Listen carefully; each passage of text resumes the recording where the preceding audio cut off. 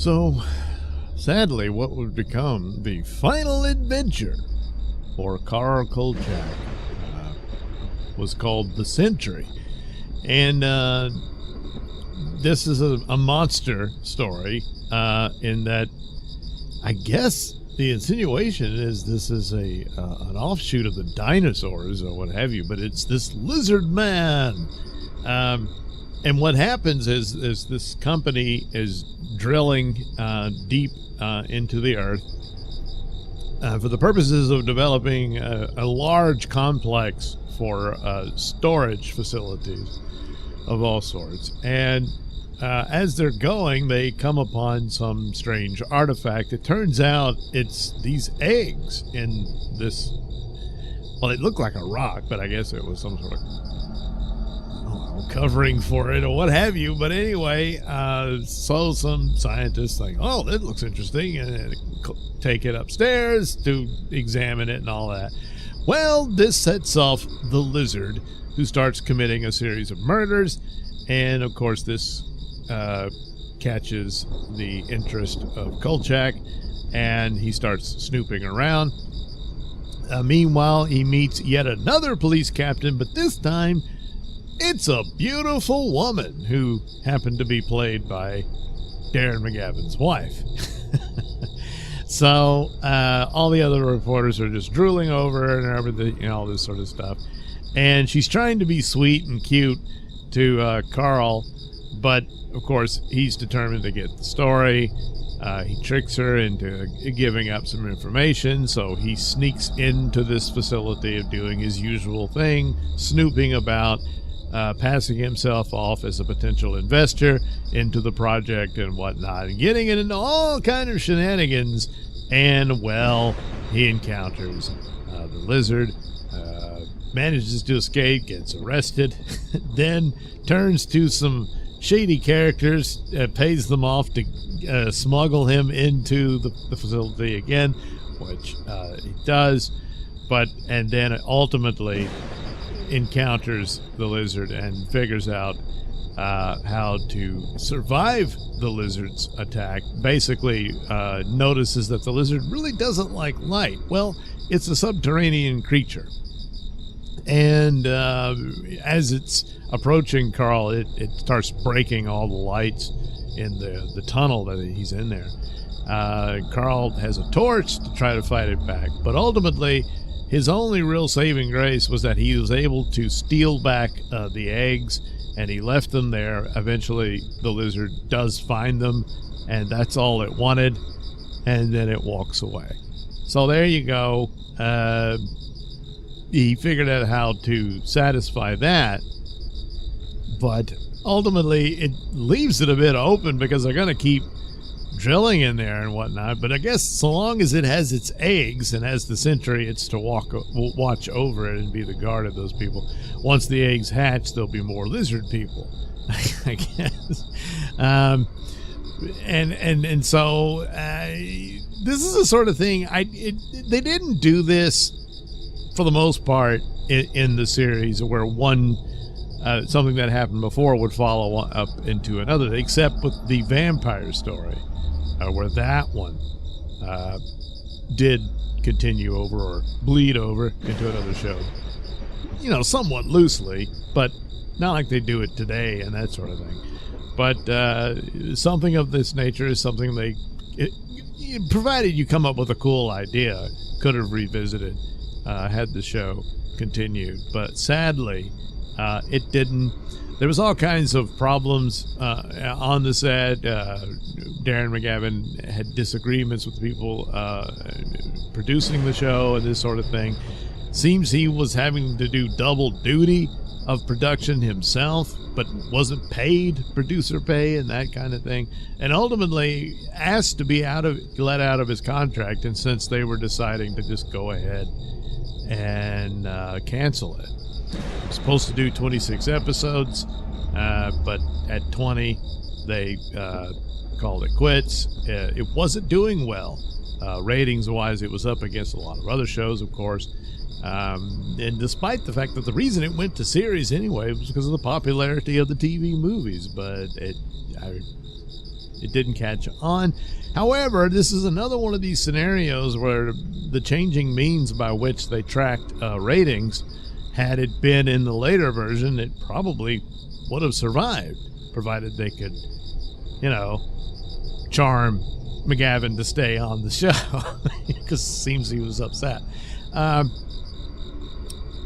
There were 3 more scripts. They didn't have enough. They would have needed another 3 to finish out the season, but they did have these other stories.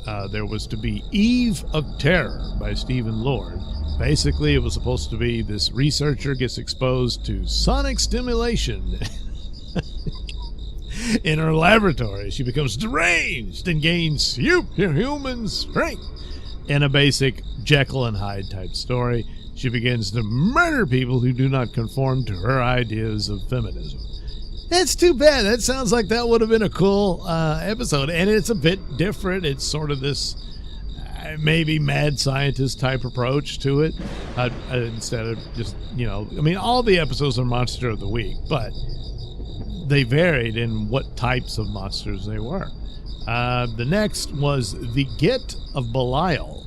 So Kolchak would have been assigned to cover a miners' strike in the mountains of West Virginia, so he would have had to travel outside of Chicago, And he uncovers gruesome murders associated with a backwoods family, and Kolchak suspects that they have some sort of inbred monster living with them. Now, of course, eventually you get to The Hills Have Eyes and stuff like that. And then The X-Files, which of course Kolchak inspired, had an episode. Very, very disturbing and disgusting, but it was that kind of thing of the inbreeding led to some homicidal monster, and ultimately is like the plot of a Barbarian from the director of Weapons.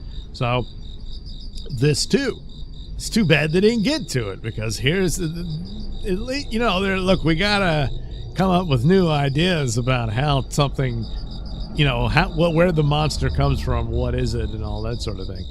And that's too bad, but the show ran out of time. And finally, The Get of Belial was written by Don Mullally, I guess. And then the final one, The Executioners by Max Hodge. Kolchak gets demoted and is given the choice of writing obituaries or writing articles for the art section. So he chooses the latter and discovers a painting tied to a series of murders that Vincenzo is covering. So, of course, guess what's going to happen? What are the odds, So these murders occur in a sequence of 3, in which the first victim is hanged, the second executed by an axe, and the third poisoned. Working with an art expert, Kolchak attempts to unravel who or what is behind these bizarre murders and what they have to do with the painting, all without alerting Vincenzo that he's working on the same story. So, it's a shame. I believe I've heard maybe Eve of Terror ended up in a novelization of Kolchak, or perhaps was adapted in one of the comic books of him. But I'm not entirely certain on that, but I do believe one of them was. But yeah, it's too bad it didn't happen. And the show didn't make it, and yet of the shows that would have been out at the time, there's a lot of shows, and I'll look up stuff on YouTube, and I had no idea that a certain show was ever made, never heard of it, and all that stuff, because it just doesn't have the charm and the knack of Kolchak. And of course, Darren McGavin's performances in it is top notch, and then just the guest stars and everything. It's all professionally done for what it is, and there's always that lure of the intrigue about it. And so it's successful in the long run, because it certainly cast a long shadow after it, despite its short run, and led to, of course, X-Files. But it had an influence on quite a few other things. And it's just the idea of the eccentric and odd hero here reminiscent of the likes of Doctor Who and the Sword, but also like Columbo, somewhat, even though that's, you know, a crime drama and whatnot. Here is the supernatural and that sort of thing. But nevertheless, if you can capture that, you know, which is the solid, and it's your lead and everything, of charm, the rest of it's not going to matter that too much, because the audience is going to like this character. And such was the case, which is the irony of it is nobody in the show likes him. Nobody believes him. Nobody likes him. I mean, Vincenzo puts up with him, and he's probably the only friend he's got, if that. He still doesn't like him, you know. But it just clicked and worked. Not enough for at the time, or at least under the recognition of the rating system they had at the time, but it's unfortunate. There's a lot of things that are simple. There was a lot of things done where you didn't often see the monster, and it's sad again that the Sentry ends up being the last episode, because, well, they probably should have gone with a different look for the Lizard Man. He looked like, you know, like a football team mascot or something, you know?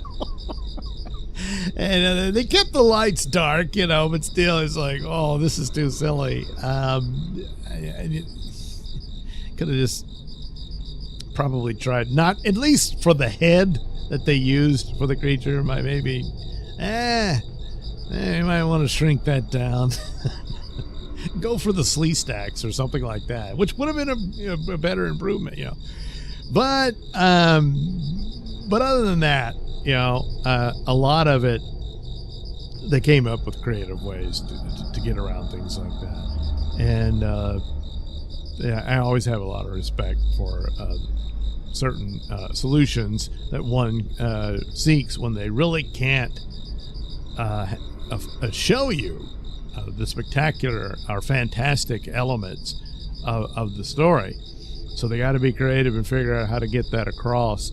And once again, it's dependent on the charm of this narrative entity that you created for a show.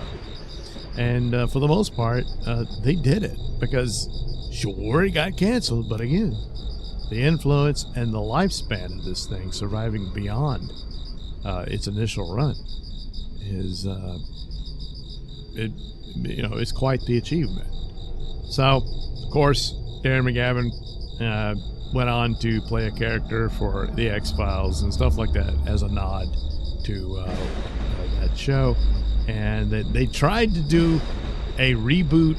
I didn't like it. It wanted to be X-Files. And it was just too much of a pretty boy, Kolchak, and a will they or won't they type romantic thing between the partner he had and all that. Very different show. It had some nods. There's even a sort of digital insert of Darren McGavin as the original Kolchak standing in the background of a scene and all that.